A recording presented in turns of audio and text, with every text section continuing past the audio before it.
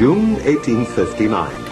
A coach is traveling through northern Italy, rattling over bad roads and fording rivers in search of Napoleon III, Emperor of France, who is making war in the area. In the coach is Henri Dunant, the Swiss businessman, and he's hoping to have an audience with the Emperor. What he finds is something quite different.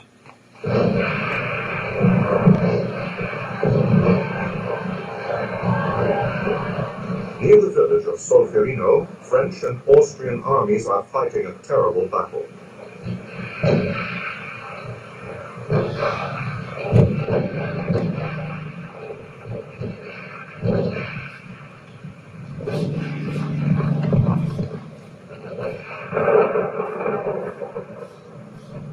By evening, all that is left on the battlefield is thousands of dead and dying men.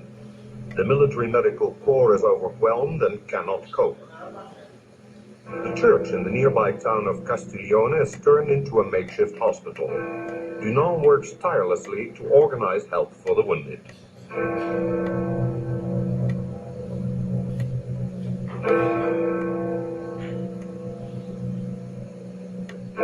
He does whatever he can to help and comfort the victims, along with simple gestures like taking down messages for their families. Dunant is joined by many local women who nurse the wounded by his side.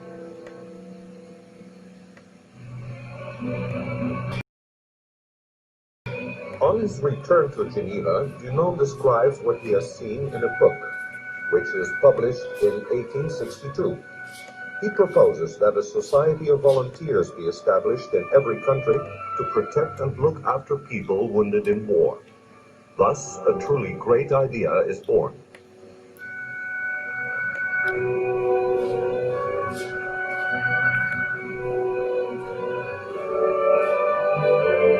Soon afterwards, Henri Dunant and 4 other citizens established the International Committee of the Red Cross, or ICRC. In 1864, they call a diplomatic conference, which adopts the first Geneva Convention to protection for wounded soldiers.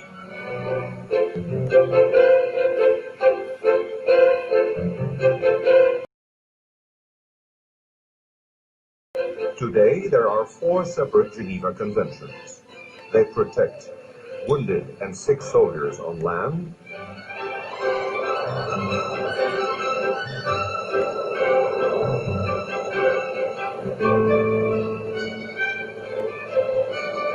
wounded, sick, and shipwrecked sailors at sea,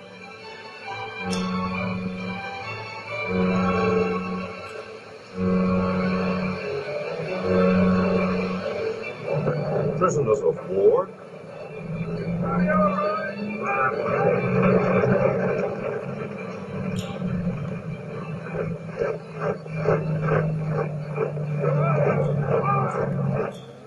and civilians in wartime.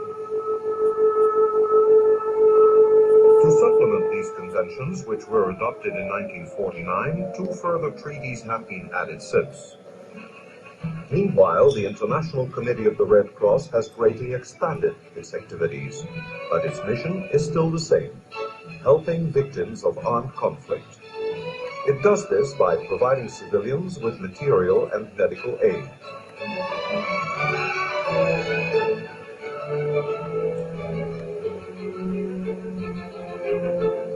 Visiting prisoners of war and political.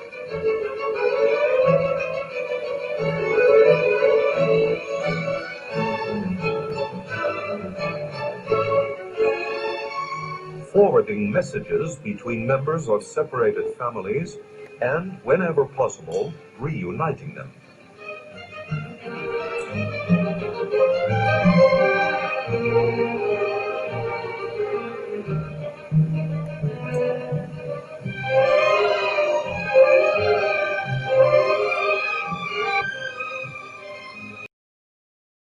It also informs people about international humanitarian law and the Red Cross and Red Crescent principles.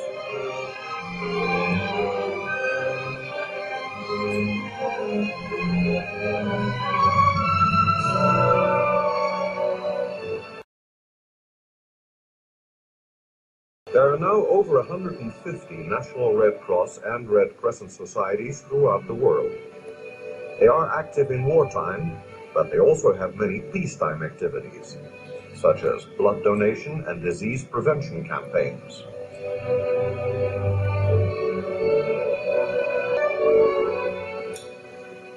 Aid to refugees and the poor,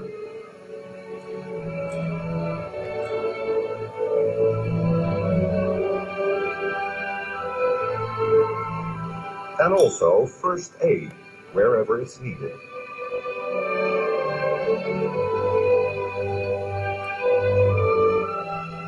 Since 1919, these societies have had their own organization, the International Federation of Red Crescent Societies. This federation concentrates its efforts on providing relief for victims of natural disasters, and it coordinates in peacetime the work of the national societies on an international level.